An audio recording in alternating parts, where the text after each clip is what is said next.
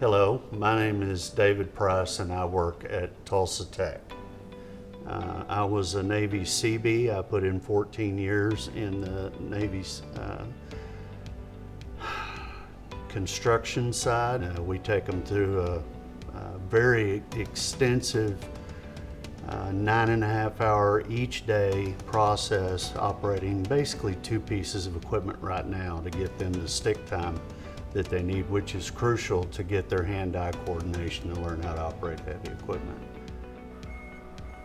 Being a student and then graduating from the program, that's not it at the end of it. They actually call me and ask me questions after the fact.